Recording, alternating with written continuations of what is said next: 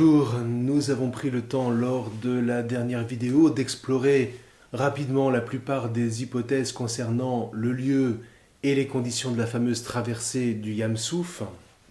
Alors on n'y revient pas, sachant que pour nous le plus vraisemblable, c'est que ce passage a eu lieu au niveau d'un des lagons du nord du delta du Nil. Et puis parce qu'il faut bien faire des choix, pour faire simple, nous adoptons l'hypothèse de la traversée du lac Bardawil qui permet d'envisager une trajectoire du peuple d'Israël dans le désert qui semble la plus plausible. Donc, rappelons-nous, les fils d'Israël sont partis initialement de Sukkot pour planter leur campement à Étam, nous a dit la fin du chapitre 13. Et c'est de là, au début du chapitre 14, que Hachem les fait se diriger vers la tour de Migdol, qui était un poste militaire où, semble-t-il, ils n'ont pas été inquiétés. Et puis, de là, Hachem les fait donc s'engager sur la bande de terre qui ferme la lagune jusqu'à un point nommé Baal Tsephon. Et là, les voilà face à la mer. A priori, ils sont coincés, et c'est exactement ce que se dira Pharaon au verset 3, le désert s'est refermé sur eux. Et voilà qu'au verset 4 revient un thème déjà connu. Hachem prévient qu'il fera s'obstiner le cœur de Pharaon. Mais rappelons-nous que si Pharaon s'obstine, c'est parce qu'il refuse que Hachem, qui n'appartient pas au panthéon égyptien et qui donc échappe à la puissance de Pharaon, puisse sauver les fils d'Israël. Pharaon a depuis longtemps, rappelez-vous, atteint le comble du mal jusqu'au point de non-retour. Et le voilà complètement, absorbé par ce mal, comme par un trou noir, dont la masse est telle qu'elle absorbe tout ce qui passe à sa portée, même la lumière. Dès lors, vous voyez, du cœur de cette obstination absolue complètement ténébreuse, Pharaon ne connaît plus que le langage de la mort, que le langage de la haine meurtrière qui le submerge avant même d'être submergé par les eaux de la mer. Parce qu'en définitive, c'est le même flot. La mer qui va se refermer sur lui ne fera en réalité qu'entériner une noyade qui a déjà eu lieu dans la mesure où Pharaon est noyé dans la haine. Il suffoque de haine. Maintenant qu'il a tout perdu, qu'il a entraîné toute l'Égypte dans la mort, il ne songe plus qu'à une seule chose, se venger. Parce que quand on est en train de s'effondrer dans les ténèbres, qui plus est par sa propre faute, par son propre endurcissement, et que d'autres vivent et s'en sortent, mais une telle situation est proprement insupportable. Alors voilà Pharaon qui lance les chars de son armée, nous dit le verset 9, à la poursuite des fils d'Israël. Alors quand le peuple les aperçoit, arrivés à toute allure, on imagine la panique. Avec ce sentiment réflexe au verset 11, on aurait mieux fait de rester des esclaves et ne pas mourir. Et là, voyez-vous, le grand Hegel devait jubiler en lisant ce genre de dialogue, lui qui relisait toute l'histoire humaine à travers ce qu'on appelle la dialectique du maître et de l'esclave. Alors là, pardon aux philosophes, parce que ce que je vais dire est une caricature monstrueuse de la pensée de Hegel, mais tant pis. Je prends le risque parce que ça va nous permettre de comprendre le cœur du récit. Dans cette philosophie de l'histoire, le maître, ce n'est pas le propriétaire de l'esclave. Le maître, c'est celui dont l'esprit s'affirme jusqu'à préférer mourir plutôt que de perdre sa liberté. Pharaon, par exemple, est une figure pathétique du maître. L'esclave, en revanche, c'est celui qui va préférer perdre sa liberté, quitte à souffrir, mais en tout cas rester en vie. Ce qui n'est pas d'ailleurs dénué de sagesse et qui a du sens face à la vanité de l'esprit du maître. Et à ce stade de notre récit, la mentalité des fils d'Israël est celle de l'esclave. Mieux vaut servir l'Égypte que de mourir au désert. Eh ben oui, on a des femmes, on a des enfants avec nous, et au moins en Égypte on pouvait les nourrir. Ce à quoi Moïse va répondre, non, il y a aussi un sens à partir au désert, et vous y trouverez la vie, vous y trouverez la vraie liberté, non pas la liberté qui consiste à écraser les autres pour être reconnu, ça c'est la liberté du maître, mais bien la liberté du juste, vous trouverez la liberté du juste. Moïse, ici, est vraiment la figure de l'homme accompli, la figure de l'homme qui a connu une période où il était habité de l'esprit du maître, c'était quand il était grand d'Égypte, et puis au moment où sa vie a été menacée, il a connu une période où il a préféré perdre sa liberté de grand d'Égypte et vivre, c'est quand il a fui en Madian. Et puis enfin, troisième moment de la dialectique de Hegel, retour à la liberté, mais une liberté cette fois intérieure, qui ne s'affirme pas contre autrui, mais qui se met tout entière au service de la vie. Ici, Moïse connaît donc la liberté du juste, qui se reconnaît à ce qu'il est capable de justifier ceux qui ont foi en lui et qui le suivent. Il est capable de les mener à la même liberté intérieure en leur faisant emprunter le chemin de Hachem. Un chemin que Jésus, évidemment, ouvrira 1000 ans plus tard à tous les hommes, mais bon, on n'en est pas encore là. Et dans le fond, vous voyez, que nous montre le juste?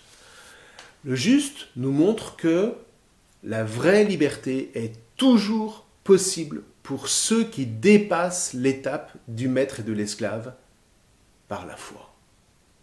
Et ça, c'est un mouvement qui est valable jusqu'à aujourd'hui. Autrement dit, la foi en Moïse et en Hachem, et pour nous qui sommes chrétiens, la foi en Jésus-Christ, Fils du Dieu Sauveur, c'est une dynamique formidable de libération. C'est une dynamique formidable de justification au milieu d'un monde immature qui ne fonctionne que sur le mode de l'affrontement du maître et de l'esclave.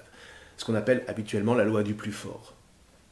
Sauf qu'un tel dépassement demande du courage, demande un véritable engagement de soi tout entier, charnel et pas seulement conceptuel. Et donc Moïse, vous voyez, répond en ce sens au peuple, « N'ayez pas peur du maître qui veut régner par la force, et ne soyez pas de ceux qui démissionnent sous prétexte qu'ils ont peur de mourir. Hachem combattra pour vous. » Et là, on est vraiment au cœur de l'expérience biblique.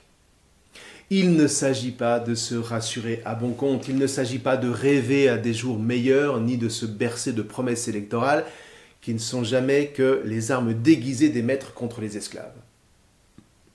Il s'agit, face à ce qui apparaît comme une impasse, face à la mort qui se profile, de se ressaisir, de se mettre debout et de se mettre en marche par la foi dans le Dieu sauveur.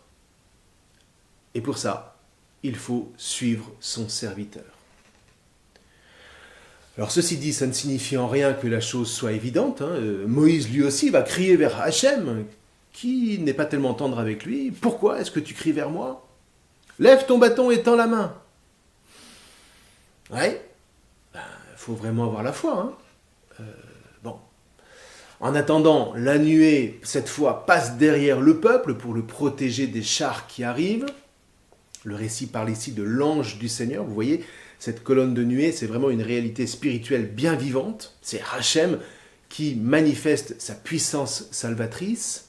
Et pendant ce temps, obéissant à l'ordre de Hachem, Moïse étend la main, et voilà que le vent d'Est, le fameux wind set down, se met à souffler toute la nuit jusqu'à repousser les eaux, c'est providentiel, et le peuple passe. Dès lors, la nuée se lève devant Pharaon et ses chars. Il tente de poursuivre le peuple, mais les chars s'embourbent dans le sable du passage, pendant que le wind set down commence à s'affaiblir, laissant les eaux refluer pour les engloutir. Et on n'en dit pas plus ici. Simplement, le peuple a vu la puissance de Hachem, nous dit-on. On se posera des questions mais ce sera plus tard. Néanmoins, on termine le récit en disant une phrase vraiment essentielle au verset 31. Le peuple eut foi en Hachem et en Moïse, son serviteur. Ce qui veut dire que là, le peuple comprend que Hachem est du côté de Moïse. Et c'est de salut, c'est de délivrance qu'il est question. Vous voyez, ça y est, on sort de la simple croyance en l'existence de Dieu seulement créateur, qui est une croyance vraiment païenne, non pas forcément au mauvais sens du terme, mais la marque du païen, c'est de ne croire précisément qu'en un Dieu créateur. Dit autrement, quand on nous dit que le peuple a eu foi en Hachem, on n'est pas seulement en train de nous dire que le peuple a cru que Dieu existait, ça, ma foi, personne n'en doutait à l'époque. Ce qui importe ici, c'est que les fils d'Israël mettent leur foi en Hachem, c'est-à-dire dans le Dieu sauveur, dans le Dieu rédempteur, qui rachète son peuple de l'esclavage pour leur apprendre à vivre libre, de la liberté des justes. C'est donc très précis.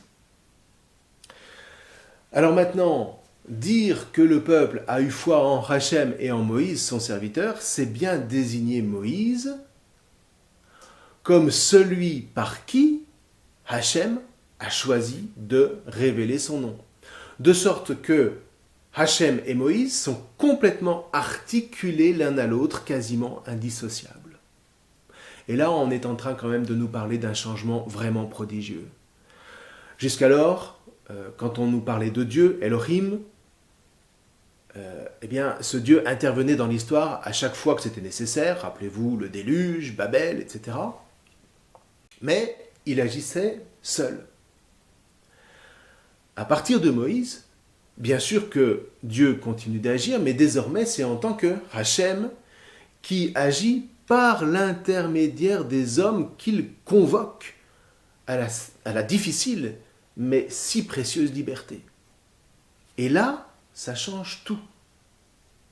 On est dans les premiers soubresauts de ce qu'on appellera plus tard un sacrement, c'est-à-dire un signe visible de la réalité invisible. Déjà à ce stade, on peut dire que Moïse, en tant que serviteur de Hachem, est comme son sacrement, c'est-à-dire que Moïse est le signe visible de Hachem, le Dieu sauveur qui agit à travers son serviteur et jamais sans lui. Pour dire les choses autrement,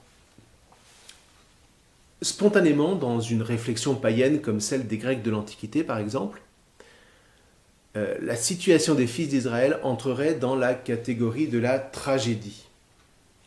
L'homme est fasciné par le tragique, c'est-à-dire par ces situations inextricables dans lesquelles la morale est de toutes les manières mise en échec. Pourquoi ? Mais parce que la loi du monde veut que la force des puissants soit toujours victorieuse sur les faibles, que ce soit moral ou non. Et la tragédie, c'est une manière d'exorciser ce destin lugubre en le mettant en scène, de façon à en partager l'émotion et se dire qu'on n'est pas seul devant cette catastrophe annoncée.